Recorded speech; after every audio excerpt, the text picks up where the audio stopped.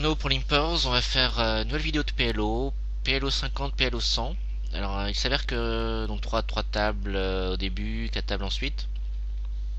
Donc c'est vrai que c'était une session un peu spéciale dans la mesure où j'avais prévenu que j'allais jouer sur les tables full tilt en PLO 100, PLO 200. Alors c'est vrai que c'était un peu comment dire présomptueux de vouloir jouer en PLO 200 à la mesure où il y a quand même assez peu de règles finalement FR en PLO 200 et plus. Évidemment encore moins sur le site fulltilt.fr. Euh, je pense que ça aurait été peut-être plus intéressant dans quelques mois avec un site ayant plus de trafic, plus de règles en PLO 200 et plus. C'est vrai qu'au PLO, il y a un phénomène assez particulier dans la mesure où les micro-limites sont très difficiles à battre à cause du rec. Et donc il y a très peu de joueurs qui sont des joueurs de PLO qui ont commencé depuis les plus basses limites et qui ont monté petit à petit leur bankroll. Et les règles de PLO sont très souvent des joueurs de nos limites qui ont décidé de jouer une autre variante et qui commencent directement en PLO 100 ou PLO 200. Et à ce sujet, je voulais aussi préciser que bon, parfois il y a certaines critiques sur le fait que les coachs participent assez aux discussions de main sur les forums Limpers. Je personnellement, donc c'est vraiment mon avis personnel, mais je pense que en basse limite, en micro limite en NL, je regarde de temps en temps les mains et c'est vrai que j'ai pas l'impression de pouvoir apporter grand chose euh, par rapport aux contributeurs réguliers, alors que je pense que ça serait beaucoup plus le cas en PLO. Donc je pense que je vais pas trop m'avancer, mais je pense que je contribuerai beaucoup plus régulièrement sur des mains de PLO, même en basse limite, sur le forum par rapport à des mains non limites. Donc bah, n'hésitez pas à poster et j'espère que ça se vérifiera, que je contribuerai régulièrement sur les mains de PLO. Donc on va commencer la session. Alors le problème de PLO 50, c'est vrai que c'est un peu difficile à jouer dans le sens où c'est pas tellement en termes de niveau de limite, c'est surtout le fait que les joueurs sont très souvent assez passifs, beaucoup de limpers et c'est très difficile de rester concentré. Évidemment, je pourrais jouer PLO 5 contre des règles, PLO 50 contre des règles ou plus bas, peu importe. Mais contre des joueurs extrêmement passifs, c'est assez difficile, en tout cas pour moi, de rester concentré. Donc je pense avoir fait quelques erreurs dans la session, mais on verra ça au cours des commentaires. Alors en bas à droite, donc un 3 bet ultra standard face ouverture du cutoff au big blind avec une main très forte, As-3 valet 4 double suited. Donc je pense qu'il n'y a pas une seule situation où c'est pas un 3 bet ici. Et donc je sais bet donc middle pair, donc évidemment un bet fold ici. Je pense que c'est une turn assez intéressante. La question ici c'est de savoir si on va deux barreler ou pas.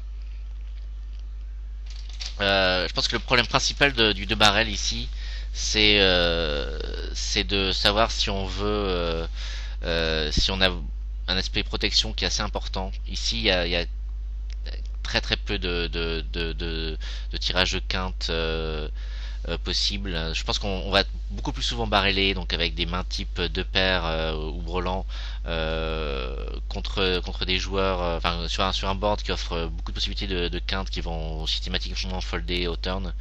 Ici c'est pas le cas, donc la possibilité de protection est très faible et je pense qu'on a quand même un peu de choses d'inéquité. Et donc je préfère le check turn ici de manière standard. Et donc il se trouve qu'on a remporté le pot avec top pair et troisième paire. Donc l'adversaire qui a décidé de pas bluffer, de pas tourner sa main en bluff. Je pense que c'est très courant dans les basses limites. C'est des joueurs qui vont jamais tourner leur main en bluff, peu importe leur choix d'inéquité, peu importe que ce soit le bas de la range, ce qu'ils peuvent représenter, etc.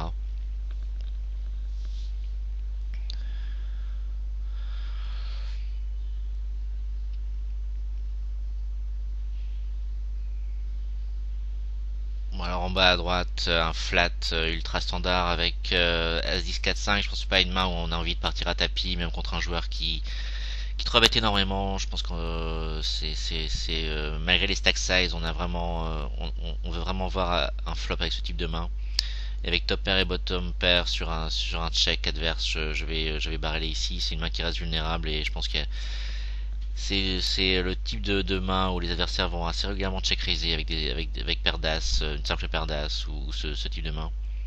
Ici en revanche, on a paire de dames single suité hors de position. Là encore, un joueur qui 3 bet énormément, donc là je préfère largement le shove au flat pré-flop avec les stack size. Donc on était légèrement favori ici, mais on perd le showdown. Donc là, typiquement les polimpés, donc bon, c'est une main évidemment qu'on va pas relancer pré-flop au big blind. C'est un check automatique qu'on trouve gut shot et bottom pair, backdoor not flush draw. Je pense que c'est assez close entre check fold et bet ici. Donc je décide de bet, même contre 3 joueurs. Bon, c'est vraiment des donc sur ces limites là, les 3 barrels vont être vraiment extrêmement courants dans le sens où à partir du moment où les joueurs ne raise ni flop ni turn, ils ont toujours au mieux des mains type de paires faibles, donc ça va être au mieux top pair et bottom pair, donc des ranges quand même très weak dans l'ensemble à la river. Donc on va être amené très souvent à 2 barrelés, bon, alors, à 3 barrelés. Alors c'est vrai que le barrel turn ici est quand même assez light dans le sens où on n'a pas d'amélioration d'équité avec donc toujours bottom pair et gut shot ici au turn. Mais malgré tout, je pense que c'est profitable contre un joueur assez standard qui va énormément folder sur un troisième barrel.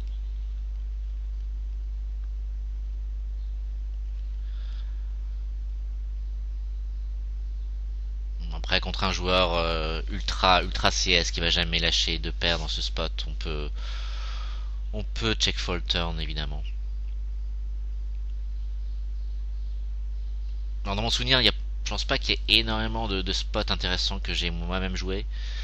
Mais je pense qu'il peut être intéressant aussi, c'est d'essayer de commenter au maximum les plays des autres joueurs, sachant que je pense qu'il y en a au moins il y a au moins 3-4 joueurs qui sont venus exprès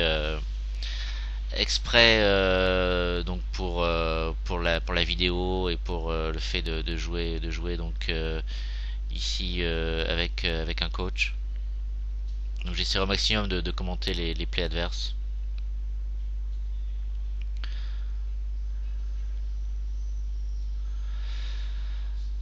Donc bah là encore un polimpé en bas à droite et un semi-bluff ultra standard avec tirage couleur. Yeah. Parmi les joueurs très faibles au PLO qu'on compte sur les points FR, il y a énormément de joueurs qui ont tendance à check coller des draws sans showdown équité, ce qui est évidemment un non-sens absolu. Et encore plus évidemment des check calls avec des draws qui sont pas vers les jeux max. Alors j'ouvre valet 9-8-6 ici. Bon, je pense que c'est relativement standard même au small blind. C'est évidemment borderline contre un joueur qui travaille beaucoup. Et donc je trouve open-ended au flop sur un board pairé et tirage flush draw, enfin tirage de straight flush en fait. Et donc évidemment je barrel flop, évidemment je 2 barrel turn et je pense que c'est un check fold river. Je pense que c'est pas en standard. Je pense que faire folder des overpairs, je pense qu'il y a toujours minimum paire de valets ici. Donc il faut falloir faire folder ce type de main. Donc un range aussi fort river, je pense que c'est pas du tout un bon play de manière standard. Donc là j'ai 3 bêtes en haut à gauche, roi dame 8 7 double suité. Je pense pas que ce soit vraiment un très bon ici de 3 bêtes ce type de main. Je pense que c'est une bonne main pour flatter un joueur qui est assez tight sur les pré-flop raise. Alors c'est vrai qu'il est très loose, mais a priori jusque là assez tight sur les pré-flop raise. Donc je préfère largement le flat ici. Et on a un cold call du bouton qui est évidemment un non-sens absolu au vu des stack size. Je trouve top pair sur ce board, donc évidemment je décide de CBT avec intention de bet folder. Et on voit ici le joueur au bouton qui call le flop. Enfin, c'est évidemment une ligne assez absurde, même si ça change pas énormément les choses évidemment entre le flat au bouton et le call sur any flop.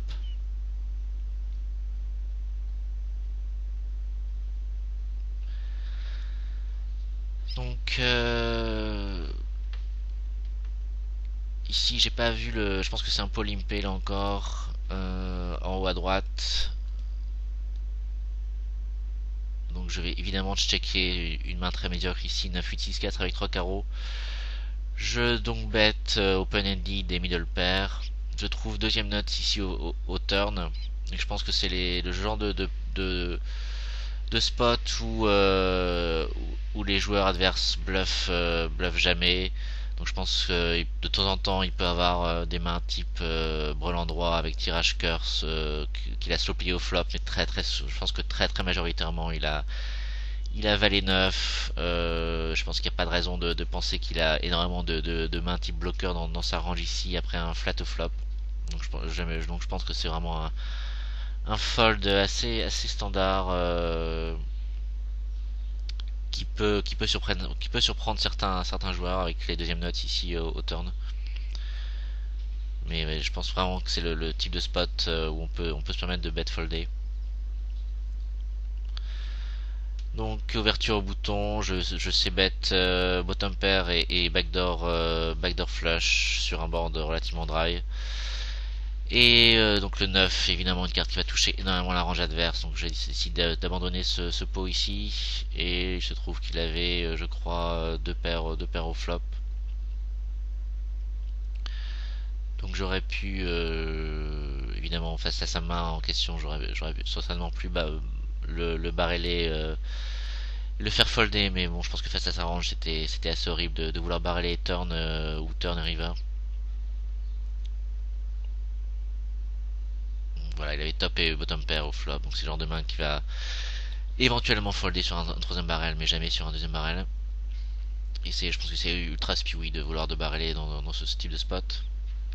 Alors, ouverture As-3, 9-9, je pense que c'est assez standard, même sur des games un peu plus tough. Évidemment, je sais bet top pair ici. Euh, Comme j'ai dit dans beaucoup de vidéos, surtout en mid stakes et en small stakes, énormément de lignes de bet fold contre des joueurs quand même dans l'ensemble assez passifs, qui vont raiser essentiellement des mains très strong.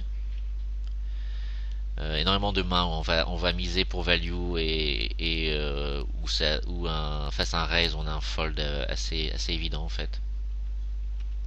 Donc value protection qui devient un fold sur un raise.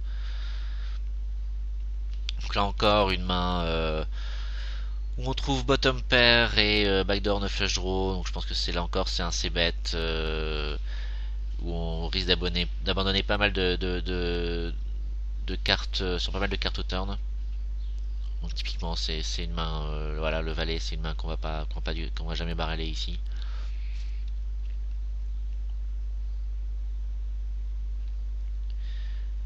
Et un des leaks assez principaux des joueurs small stack, c'est d'être beaucoup trop loose sur le deuxième barrel. Et dans des spots où ils vont être régulièrement drawing dead, les joueurs vont faire des calls vraiment très loose. Alors en bas à gauche, je pense que j'aurais pu avoir deux strips de value avec paire de dames ici sur Boland 6 au turn.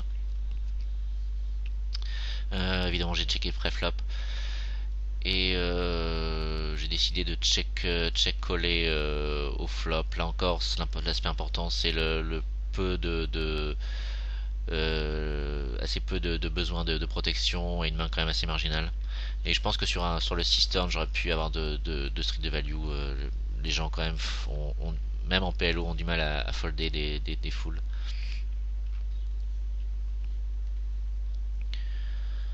Alors en bas à droite, je vais revenir sur la main en bas à droite.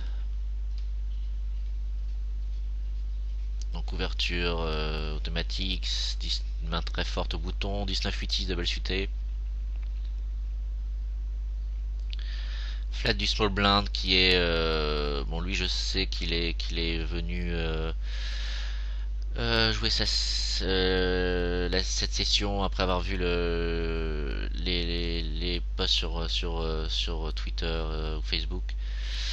Donc je pense que c'est le joueur le plus décent sur les tables ici.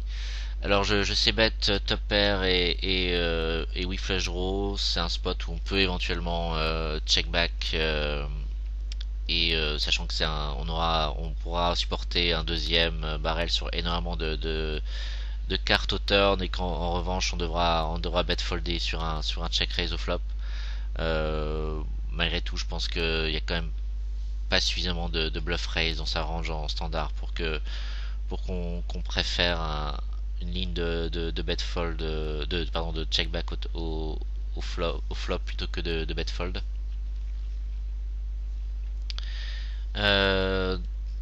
Donc je décide de 3 barreler. Bon, le deuxième barrel, je pense, il est encore assez automatique pour faire folder énormément de mains sur un troisième barrel, sachant qu'on a quand même eu là cette fois-ci une équité relativement décente sur un flat. Je pense que la range adverse est énormément constituée de mains type pair plus flush draw et deux paires essentiellement. Éventuellement overpair plus flush draw, ce type de main au flop. Bon, je pense que le troisième barrel est là encore assez automatique. C'est essentiellement pour faire folder des mains type gutshot plus flush draw, enfin paire de 7, 8 avec un flush draw, des deux paires 4, 6 avec un as, donc qui nous battent river, et éventuellement donc tout ce qui est paire de 8, paire de 9, paire de 10 avec un flush draw, et éventuellement overpair. Bon, je pense pas que ça soit la partie de la range qu'on va faire très souvent folder ici, donc paire de dames et plus, mais c'est pas du tout impossible non plus. Mais je pense que c'est un troisième barrel quand même assez automatique, et je pense qu'il y a trop souvent des 6 meilleurs pour que notre showdown équité soit suffisante pour pouvoir checker back. Donc là on a 3 bêtes valet 8-8, 3 bêtes standard, et on fait face à un shove au big blind. Bon, je pense que c'est assez close entre fold et call ici, mais bon, je pense qu'on a suffisamment d'équité pour se permettre de call, enfin, ou de shove pour le peu qui restait.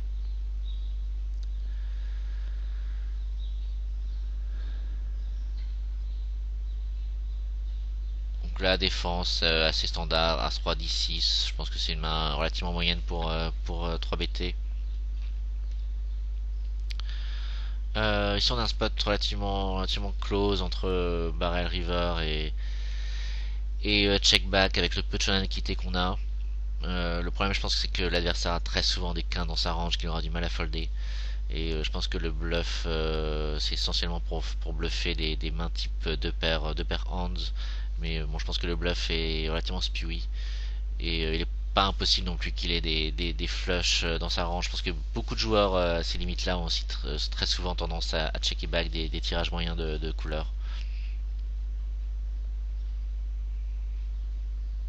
Ce qui était sans doute le cas.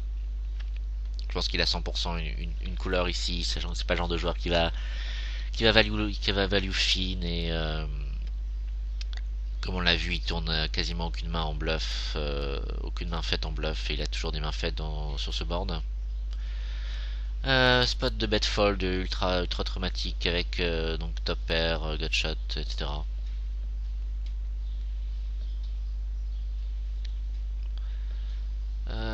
Donc là c'est un spot où là encore on s'est bet bottom pair avec bloqueur sur le flush draw. Donc là je pense que c'est vraiment ça dépend vraiment des joueurs. Si on a un joueur qui est ultra CS, je pense que c'est un spot où on peut check back et abandonner le coup, sachant que l'aspect bloqueur vers le 9 flush draw va très peu nous servir contre un joueur qui a l'air moins CS. Donc jusque là 24% de one to showdown, ce qui est pas énorme. On peut CBT avec l'intention de 3 barreler toutes les mains type, évidemment toutes les cartes qui nous donnent le bloqueur vers le nut flush draw. Je pense que c'est une décision à prendre au flop ici, et je pense que en revanche contre une contre une CS on a trop peu d'équité au flop pour avoir envie de CBT.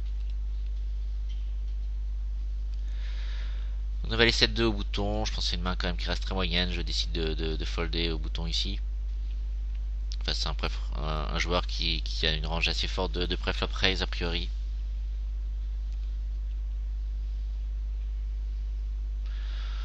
Deux 3 9 9 avec 3 carreaux, donc c'est le type de main qu'on peut éventuellement folder pré-flop. Mais bon, c'est évidemment close. Bon, je pense que comme j'avais dit dans les vidéos précédentes de Heads Up, on va flatter sur les 3 bêtes énormément de mains. Je pense que ça varie entre 90 et 95%, ou peut-être 85 et 95% des mains suivant le style de jeu de l'adversaire. C'est-à-dire que si c'est un joueur qui barrel énormément, on va légèrement resserrer notre range de flat de défense sur les 3 bêtes. Mais je pense que ça reste un flat sur le 3 bêtes contre énormément de joueurs. Donc ici j'ai paire de roi au big blind et je décide simplement de flatter. Je pense que a priori je préfère le 3 bêtes, donc on n'a pas trop d'indications sur le joueur au bouton, mais bon, a priori il a l'air quand même relativement loose même sur ses open, donc j'aurais préféré le 3 bet ici avec paire de roi single suité, un tout petit peu connecté, même s'il y a 3 carreaux on a 3 carreaux en main. Donc là évidemment en haut à droite je value mon full turn, et je décide de donc bêter face à deux joueurs. Là encore, je vais énormément donc bêter face à deux joueurs, toutes sortes de mains. Je pense que c'est une relativement bonne main pour donc bêter ici avec overpair, bloqueur vers les deuxièmes nut flush draw et bottom pair. Là encore, je pense que les joueurs sur des flats au flop vont avoir des ranges très assez weak dans l'ensemble, très draw heavy, ou alors ou constitué de mains moyennes ou médiocres. Donc c'est quand même des ranges contre lesquels on va très bien jouer. Là on trouve Brelan Max au river, donc je décide de value. Je pense que c'est assez automatique de value ici, même si avec notre ligne je pense qu'on a assez peu de bluff dans notre range. Je pense que les adversaires sont incapables à ces limites là de voir ce type de choses, et je pense qu'ils vont toujours défendre, enfin coller et recoller avec des mains type de paire ici. Et on est raise all-in, donc quasiment pot size bet. Donc je pense que c'est un fold automatique. Là aussi c'est une caractéristique des joueurs assez médiocres, que ce soit en basse limite ou même en haute limite. C'est une énorme tendance à slow player et à jouer des mains de manière assez tricky, mais dans certains spots c'est vraiment horrible. Et c'est pas parce que la ligne est relativement suspecte après un check turn et un raise river que je vais recoller toutes sortes de mains. Je pense qu'il a très souvent strike max qu'il a décidé de slow player ici. 3 bêtes d'un valet 9-3, donc une main vraiment tout à fait décente, double suité ici. Alors c'est vrai que là encore, bon, il a que 11% de préflop raise, donc on peut éventuellement penser à un flat préflop. Bon, je pense qu'avec 18 mains seulement, ça reste meilleur de 3 BT.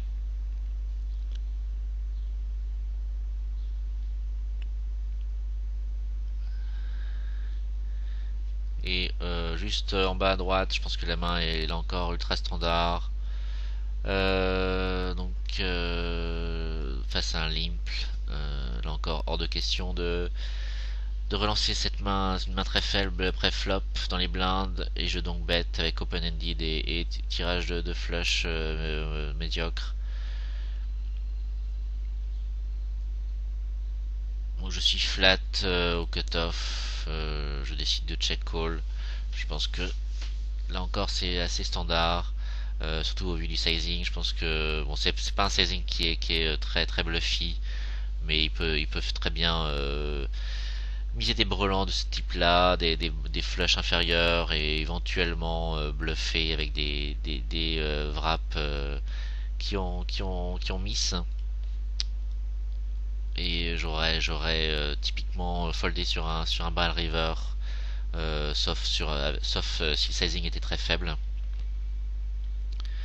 Euh, donc pour revenir en bas à gauche, donc on trouve middle pair et flush draw moyenne.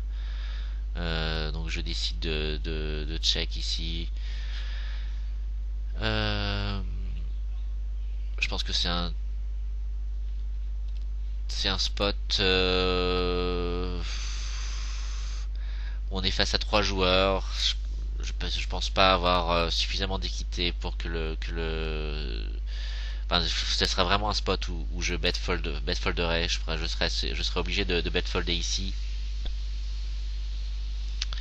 Et au vu des stack size, c'est quand même très problématique d'avoir envie de bet folder dans ce spot. Euh, donc je préfère checker ici. Enfin, en l'occurrence, je pense que si je bet, je pense que c'est très très close. Et je pense que c'est vraiment une des raisons du check, c'est de garder son équité face à trois joueurs ici. Alors je fais face à un pot size bet au turn. Et donc là j'ai flush draw, gutshot, troisième paire. Et je fais un call très très loose ici. Je pense que c'est un fold. Euh, je sais pas, j'étais sans doute un peu impatient, un peu déconcentré par les tables. Et c'est évidemment un fold ici, surtout au vu du sizing. Je pense que sur ce board, l'adversaire a très très peu de bluff dans sa range, sachant que les adversaires nous mettent très souvent sur des sur des grosses cartes type paire d'as, paire de roi, as roi, lorsqu'on 3 bêtes pré-flop. Donc je trouve mon call turn assez horrible en fait.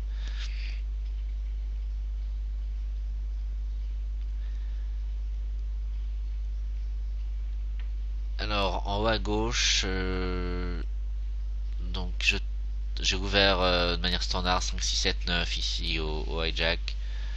Euh, je pense que même UTG c'est une main. Bon là, je pense que UTG c'est vraiment très marginal sur des tables assez décentes. Euh, je pense que c'est vraiment une erreur de vouloir ouvrir des rundowns avec des petites cartes type 3, 4, 5, 6 où on sera très souvent dominé, surtout dans une situation de 3 bêtes pré-flop par des rundowns supérieurs. Je pense que ça devient plus close avec 5, 6, 7, 9.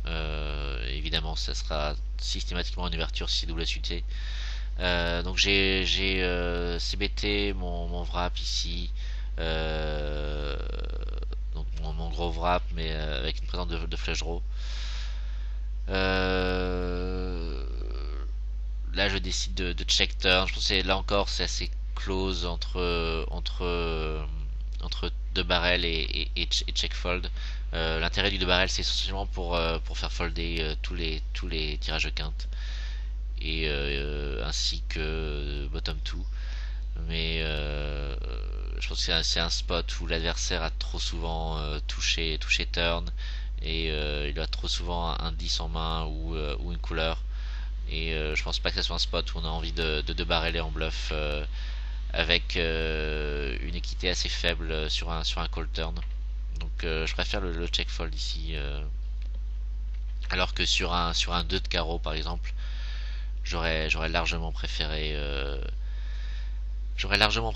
un deuxième barrel et faire folder des mains type 9-10 valet dame par exemple, qui ont a priori qui ont zéro équité contre une couleur, et qui vont systématiquement folder sur un deuxième barrel. Mais ici je préfère largement le check fold. Donc la main en face était assez prévisible, donc à savoir brelan touché au turn. Donc là, bon là je pense que je suis assez impatient. C'est évidemment une main que je n'ouvrirai pas sur des tables standards en Hextex. Je pense que beaucoup de joueurs ont tendance à ouvrir énormément de As-UT dans n'importe quelle position. Mais je pense que c'est une main extrêmement moyenne pour ouvrir en UTG. Je pense que c'est une ouverture automatique au cut-off. Et je pense que c'est assez marginal au hijack suivant les joueurs derrière. Mais UTG dans ce spot, je pense que c'est vraiment une erreur d'ouvrir ce type de main. Alors j'avais dit que j'allais commenter les mains en question des adversaires. Donc ici on a une, bah, je pense que l'erreur principale ici c'est la défense avec une main super weak.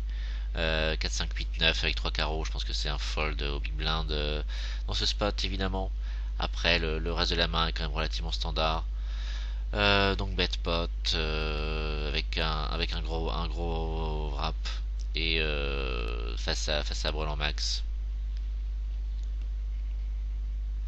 Mais la défense pré-flop est vraiment horrible ici.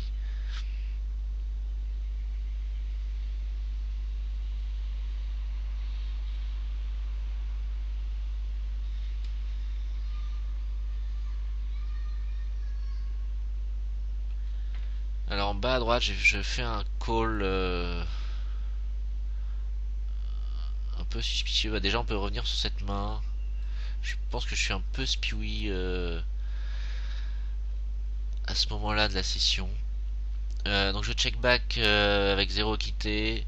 Je décide de barrer les turns ici avec simplement une gut shot. Je pense que ça reste un check. Ouais, je pense que c'est vraiment pas un bon barrel turn ici. Euh, je pense que ça c'est déjà plus intéressant si le deuxième barrel offre des tirages, c'est-à-dire que si le tirage cœur était backdoor par exemple, avec l'intention de représenter les cœurs river.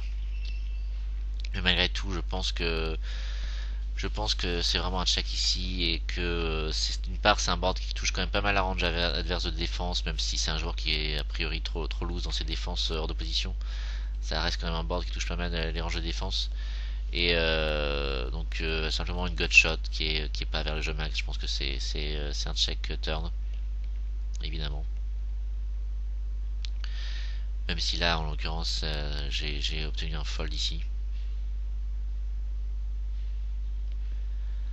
À 3 valet 9 Badougi, donc c'est évidemment il va y avoir une question de relancer pré-flop. Je pense que single QTLS aurait été une bonne relance pré-flop face à un limp du bouton.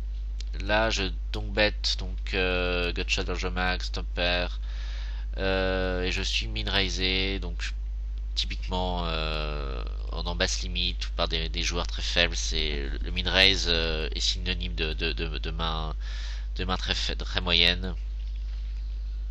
Donc en l'occurrence, c'était simplement top 2 au flop avec gutshot.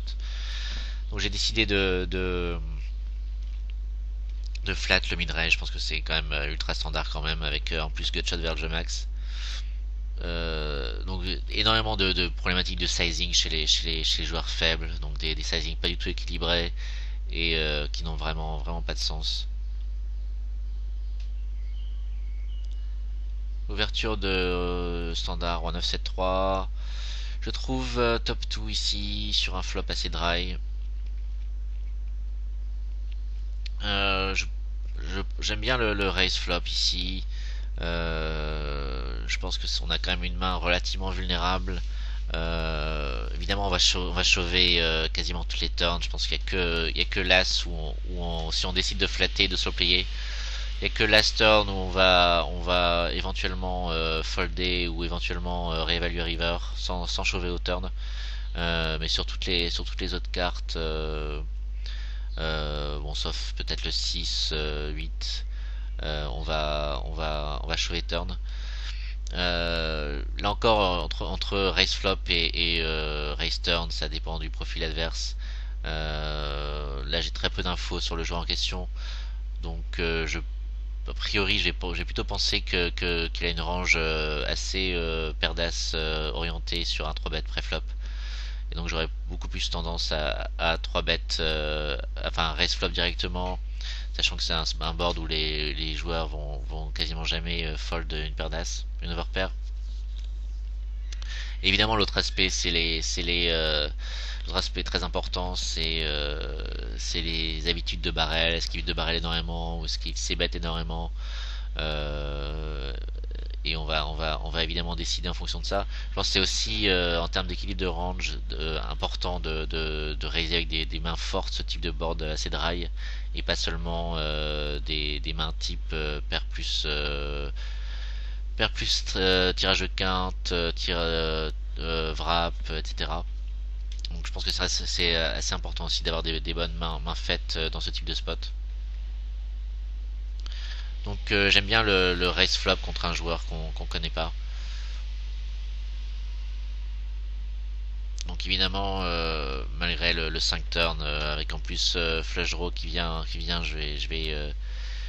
vais stack off au turn. Donc il avait en l'occurrence paire de dames et une flush draw au turn.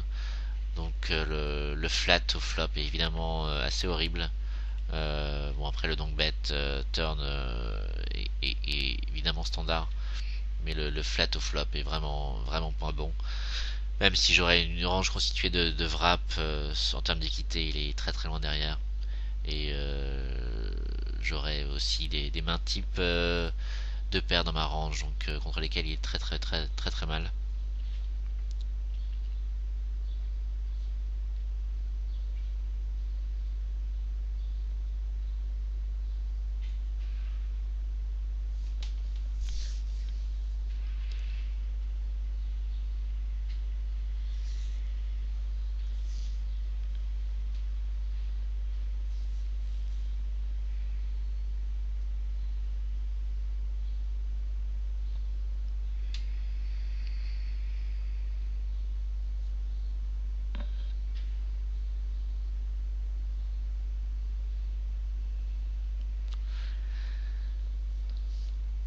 Donc comme j'ai précisé, généralement beaucoup de problématiques de sizing chez les joueurs de basse limite. Typiquement le sizing va décroître en fonction de la force de la main et très peu de range enfin, de sizing équilibré en fonction des ranges.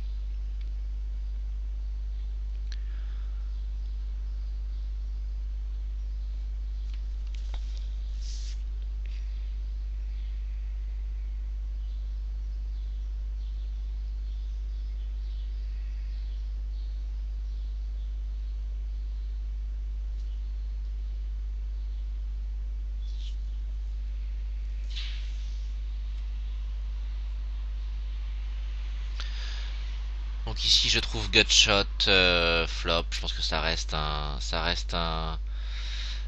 c-bet et j'aime bien le deuxième barrel ici, sachant que l'adversaire a énormément de range très weak. Même si c'est un adversaire qui check raise très peu, donc il y aura sans doute des mains type As-3, As-5 évidemment dans sa range, éventuellement même Boland droit, Boland As ou Boland 5 au flop. Malgré tout, il a quand même une range qui est constituée énormément de flush draw et de paire d'as, donc sans évidemment sans kicker. Enfin, en tout cas, sans avoir top 2 ni top et bottom pair au flop. Donc c'est toute une range qui va systématiquement check folder au turn. J'ai dit que les joueurs étaient très loose sur les deuxièmes barrels, mais là c'est vraiment l'un des rares spots où l'adversaire va être capable de folder une flush draw au turn. Donc j'aime bien le deuxième barrel ici.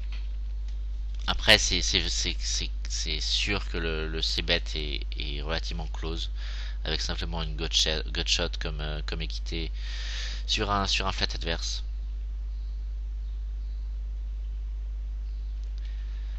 Alors 3 bêtes avec As-Dame 7-6 qui est une main quand même assez décente au bouton. Là encore, face à une vertu au UTG, on peut se permettre de flatter. Et je pense que c'est un 3 bêtes au bouton beaucoup plus standard face à une ouverture au cutoff. Alors ici on a une décision assez intéressante avec top pair et notre flush draw. Sur un board qui a priori va pas mal toucher les mains adverses. Je pense que c'est assez close entre check back face à deux joueurs et c'est bête avec évidemment l'intention de stack off. Donc face à deux joueurs, la note flush draw nous donne quand même une équité assez importante et c'est vrai qu'en 3 way on sera toujours dans une très bonne situation. Et d'autre part, je pense qu'il y a quand même un aspect fold d'équité qui est pas non plus complètement négligeable, même si c'est un board qui touche pas mal les ranges adverses. Donc typiquement, je pense que paire de roi sans redraw va systématiquement folder ce flop. Euh, Même des mains type simple strike draw vont soit folder au flop, soit folder sur un deuxième barrel sur un blanc.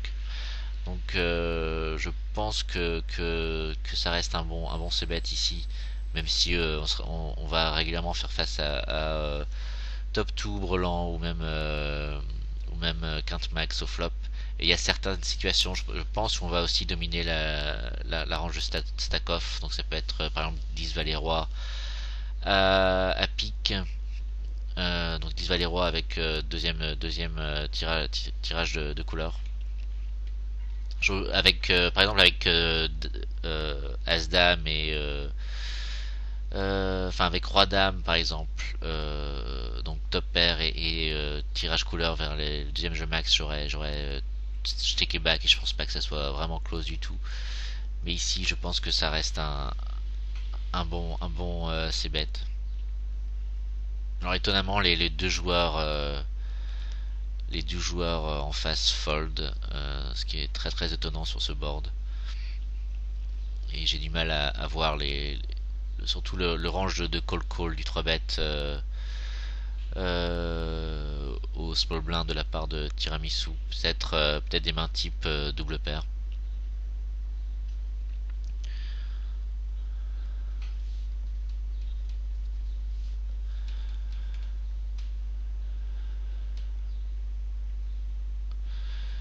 Alors en bas à gauche, je décide simplement de flatter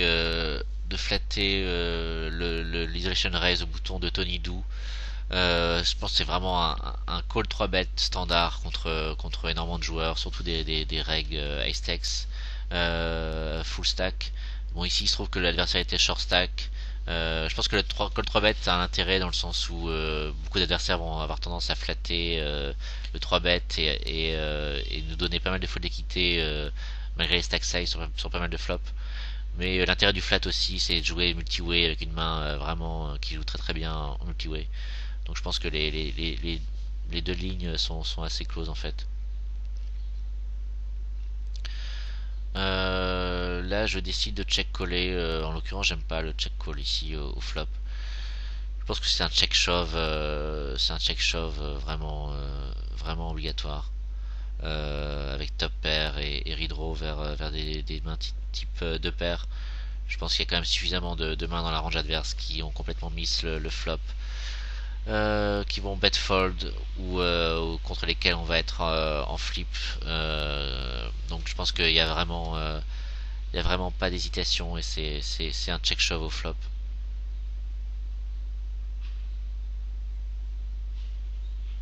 J'ai pas vraiment d'indication sur les stats avec seulement 4 mains jouées. À part que jusque là l'adversaire est a priori très passif. Après le fold au turn sur un pot size bet, je pense que c'est correct sur la turn en question, mais je préfère largement le check shove au flop malgré la présence d'une flush draw.